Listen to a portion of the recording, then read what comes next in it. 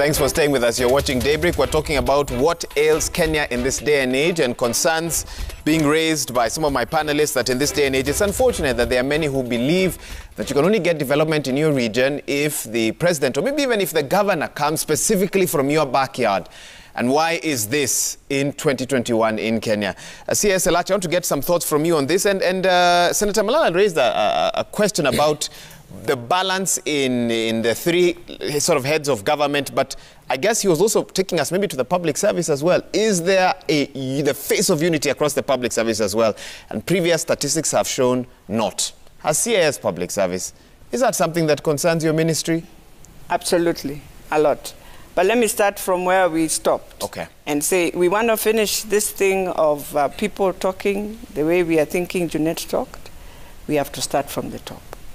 Because even when you start telling people, nyinyi ni wageni, mulikuja kwa serikali, mulifanya nini, it's the same talk. So it has to stop both sides. There's no wageni kwa serikali. Everyone is of that government.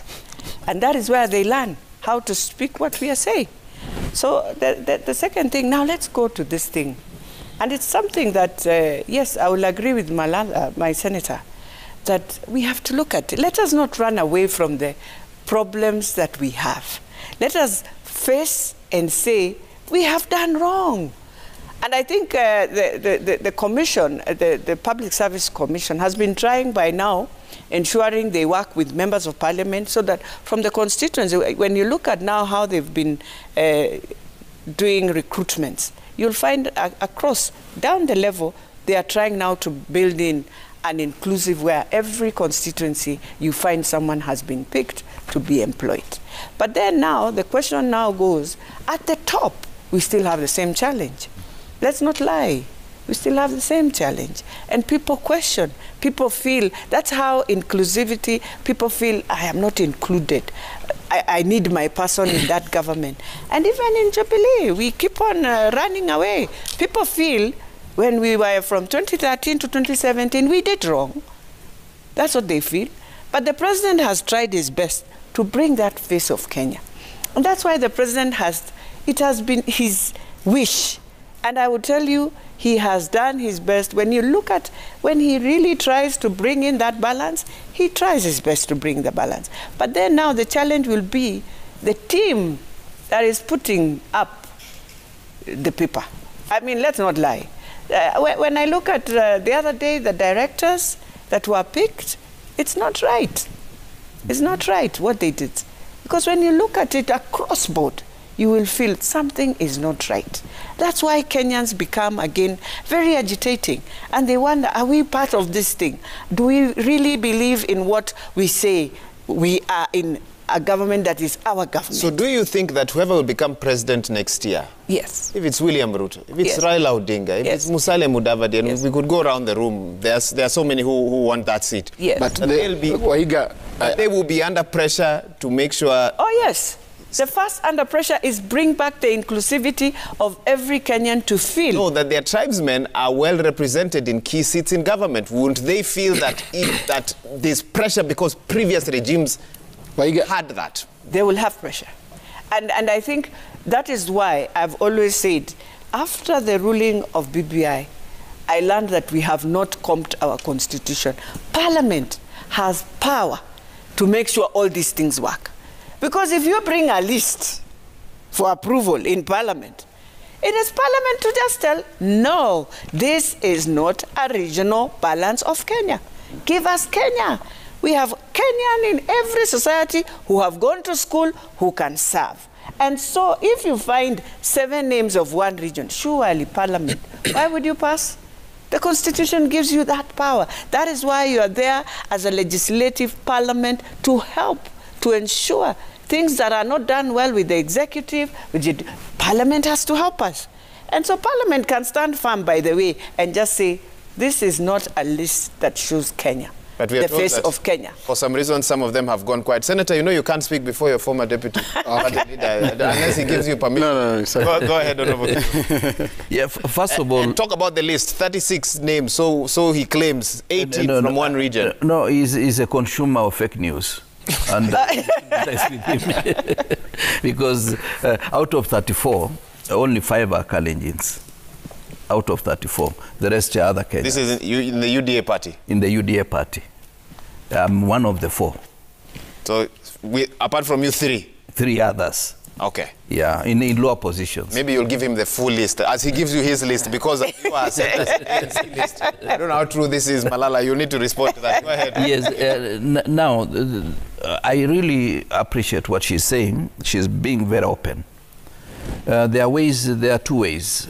Parliament has a limit to which they can also vet and be able to see the national diversity being reflected.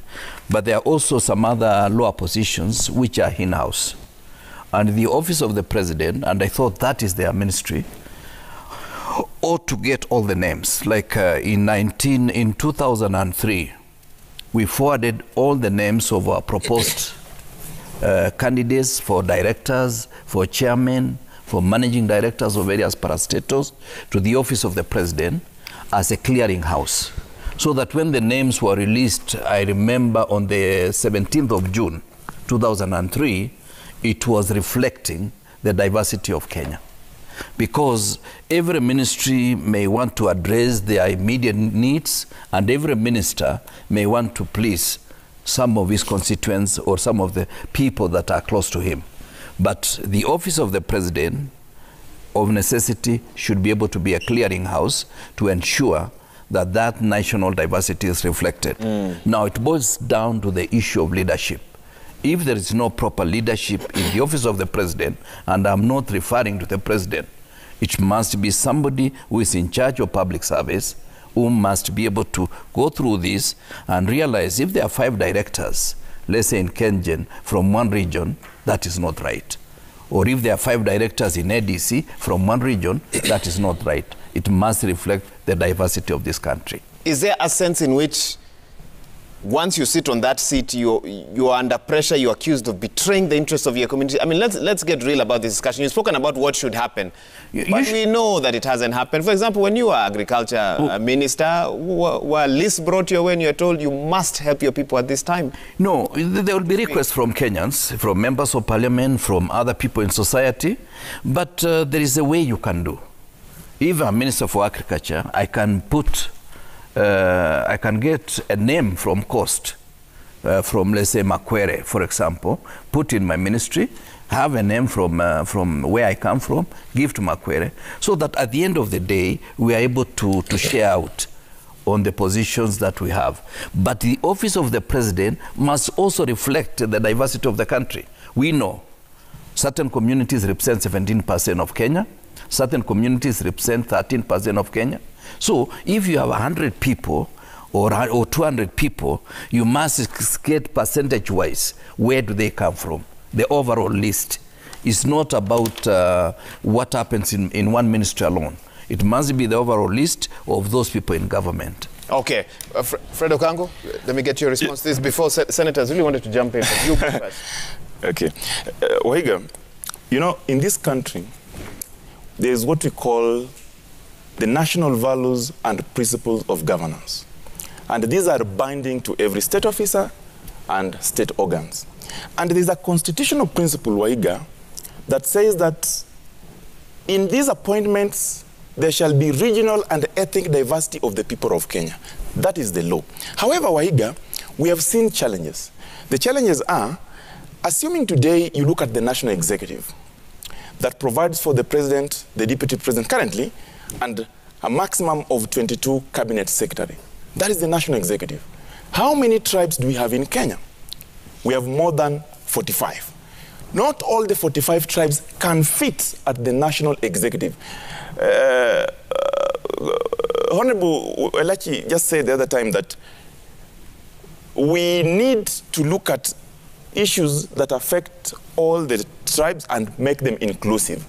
And in public service, they are guided also by the national values. Now, the reason why Honorable Elachi was saying we have devolution was to cure these challenges, so that we also now try and achieve what is called economic inclusivity. Because what Honorable Kiro has talked about is political inclusivity, which majority of Kenyans are fighting for. And that's why you see this jostling. People want to become running mates, people want to affiliate, and so on and so forth. But the biggest struggle that the strugglers movement are talking about today is the economic inclusivity. The economic inclusivity, we have struggled with it for the longest, and it must come to an end. Together that political exclusivity. Because we are saying, the moment the strugglers in the villages, in the wards, in the counties, can access government services at their doorsteps, can ensure that they enjoy those services as the provision of law, then we shall have broken the chain of economic exclusivity. And therefore I say that,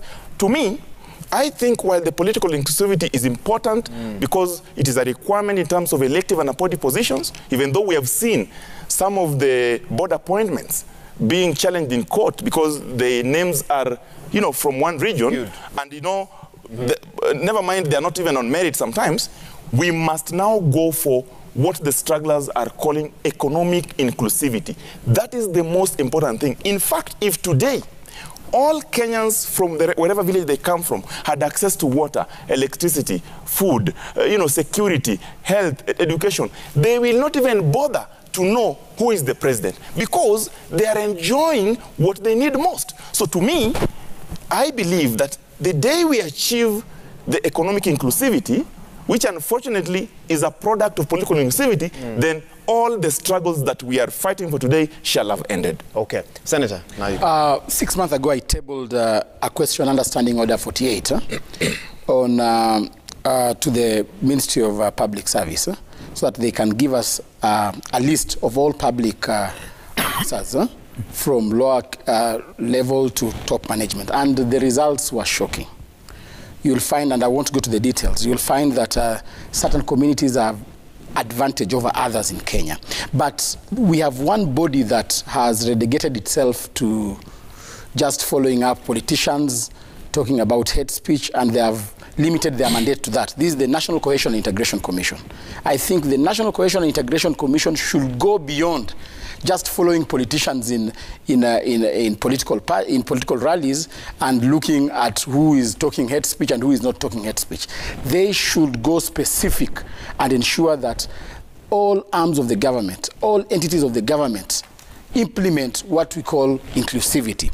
And it is shocking, and I want to agree with my brother, yes, we need economic inclusivity, but there is a thin line between political inclusivity and economic inclusivity.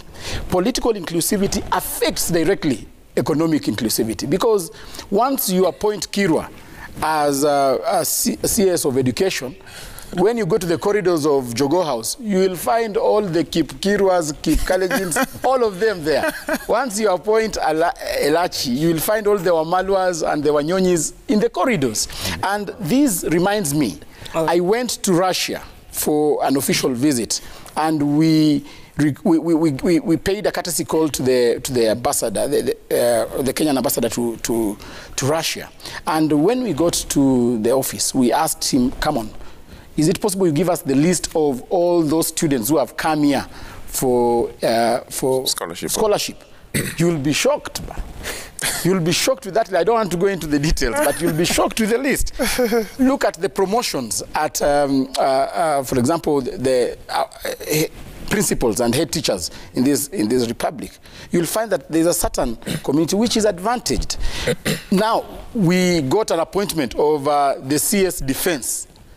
Even us, we will go to CS Eugene Omalo and say, in the coming recruitment, we want Wanyonyi, we want Wafulas to be more than the Kipkirwas and those others. Because people believe that once you are appointed in a certain political office, you need to help your people. There is that political demand from your people. If you don't help your people, then you become a zombie, you become a political zombie. Challenge Kirwa to tell us the top leadership, he said 34, 4 are only one tribe. Let's talk about ANC. What are your numbers? Someone has sent me a list. Is it? I don't know if it's fake news. From your deputy, your secretary, your executive director, your chair Women's League, your organizing secretary, community. No. It's not one community. You know, our party leader is called Honorable Musalia Mudavadi. We have 2 deputy party leaders.